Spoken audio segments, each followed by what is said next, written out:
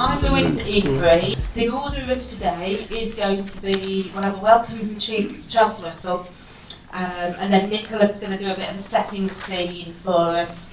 I'll introduce the panel and then we'll go into the question time. I'll hand over to Deborah to welcome us for the day.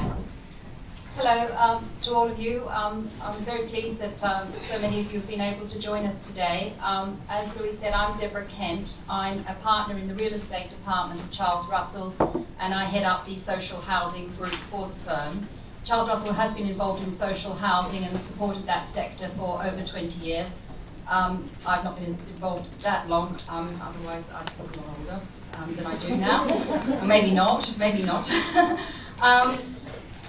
Interestingly enough, there's a number of the social housing group from Charles Russell here today, and they're all women, which is interesting given the topic that we're discussing today. So hopefully in the law we're doing the right thing by women, and we can discuss that later. We're delighted to be associated with Wish and also to be hosting this event today. We're sure it's going to be interesting. I'm not going to say anything more, and I'm just going to pass on to Nicola. Nicola, thank you.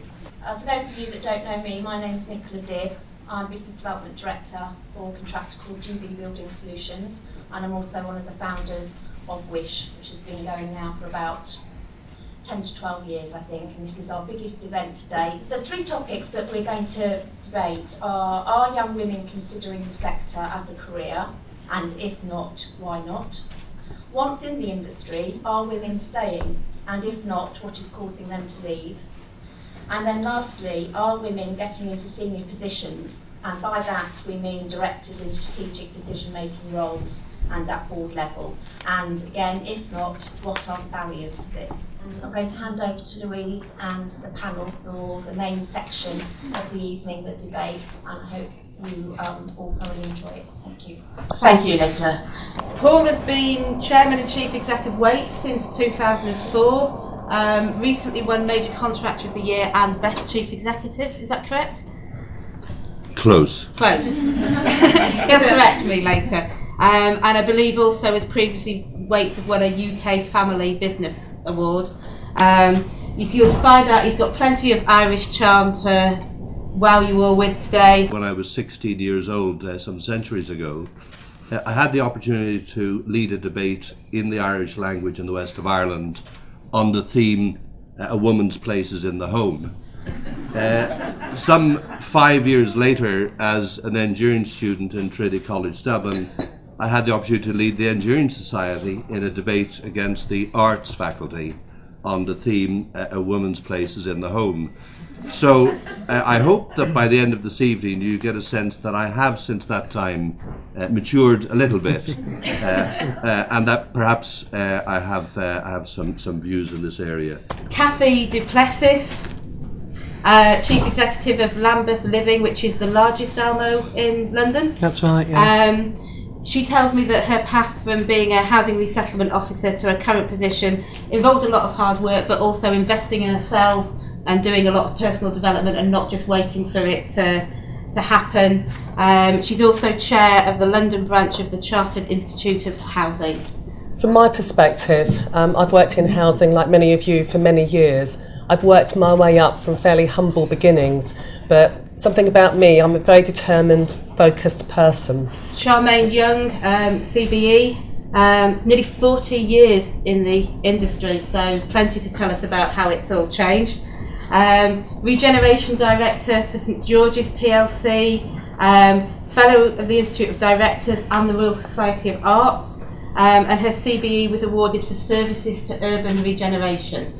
I ended up doing building construction, and if you think the career path for women in social housing is difficult, come and join us in the building construction industry. At this end, we've got Neil Haddon, who's the Chief Executive of Genesis Housing Group, number of director positions including housing associations and the Housing Corporation, who are responsible for funding and regulatory housing. But the second and the more serious reason is that this whole issue and broadening it out to equal opportunities generally is very dear to my heart.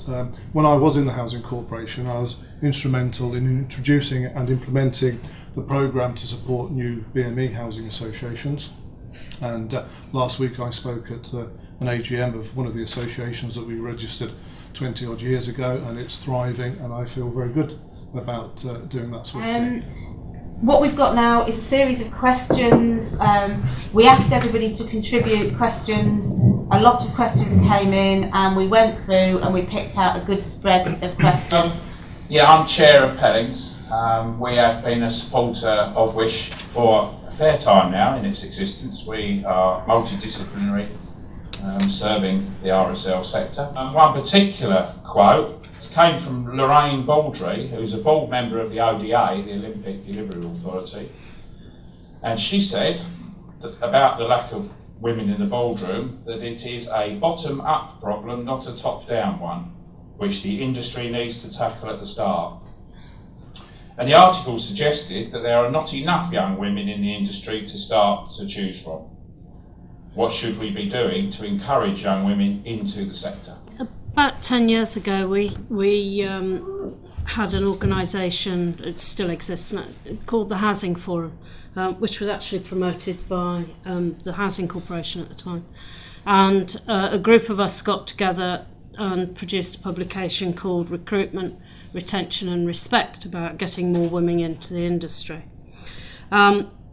During that time, I came across people who were very senior in the police force, and they were telling me that the revolution in terms of the recruitment and the interest of women coming into the police force had been transformed by the television programme The Bill, because it was a mass communication that women could become policewomen and they could get into the police force. The only sort of equivalent that you see is either Bob the Builder for little children. So we perhaps need to do something about that. I wanted to just ask, I think women often feel that their career progression will be damaged if they take maternity leave. And then obviously with ongoing life commitments and working with childcare, all companies have policies on maternity leave, and some actually have policies on flexible working policies. However, there's not many people that actually take up those policies because of the reaction of management and colleagues if they do. Do you feel that flexible working plan policies could create a level playing field which would encourage the retention and promotion of women? And if so, how do we combat the negative attitudes to maternity leave and flexible working? And it's incumbent upon people in positions of power, like myself and other chief executives, to make sure that those attitudes do not prevail, and that we are able to insist that those more family-friendly policies are not only on the shelf as part of the raft of policies we have, but are actually lived and implemented. There's nothing worse than just distancing yourself from a policy and trying to do something else. It's got to be signed up to, it's got to be implemented, and it's got to be understood why it's important. Is there a glass ceiling for women in traditionally male-dominated construction jobs? And if there is, what can women as individuals and organisations do to break it and to change attitudes? I think it would be helpful if I perhaps described what motivates me. And what motivates me is to make a difference. And my career plan back in 1999 simply said that I wanted to make a difference. I wanted to do creative, enjoyable work. And I'd found by then that as I rose through the ranks, that actually the work I got to do was hugely enjoyable, hugely creative, and that can be hard to think about in housing management, but it was. And that I thoroughly enjoyed being in charge, relished it, and I thoroughly enjoyed making a difference, implementing changes and seeing results, and I gained confidence by doing that and seeing it.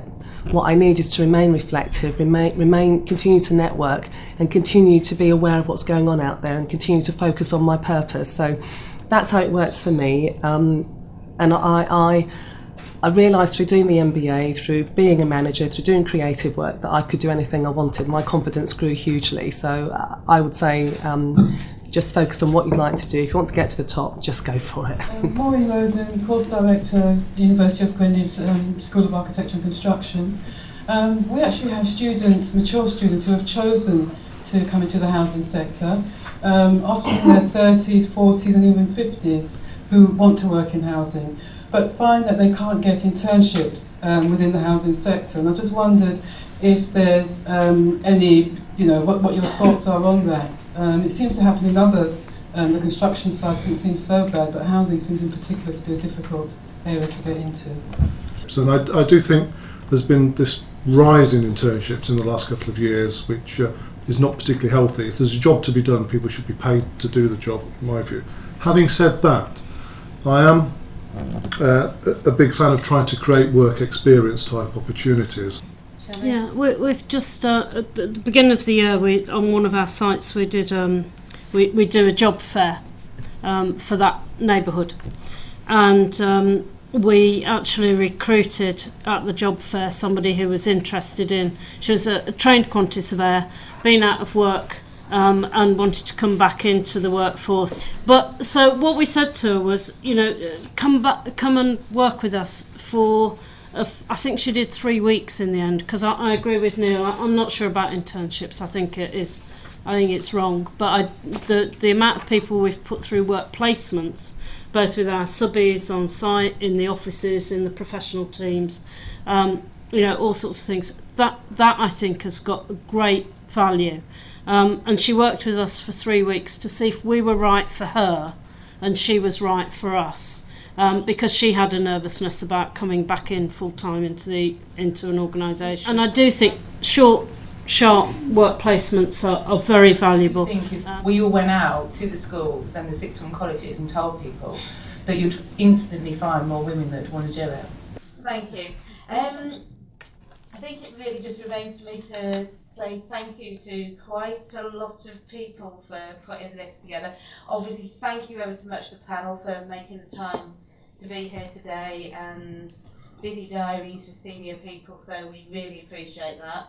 And for the questioners and everybody else that sent questions in, thank you ever so much. Everybody that took the survey, that's some really useful information that I think the Women in Social Housing team are going to use and work with. We've got all the people who've sat outside letting you in. Thank you to Charles Russell, who've put on the mics, they've put on the room, they're putting on the food. So thank you very much. And particularly to Deborah and Nicola as well for doing the introductory presentations, and just everybody else that's been here, and you guys for listening so patiently through all of this. And just before we finish, I'd like to also give my thanks to Louise Ebery, who's come here today and hosted it in a wonderful fashion. So if we could thank her in the usual way, and the rest of the panel.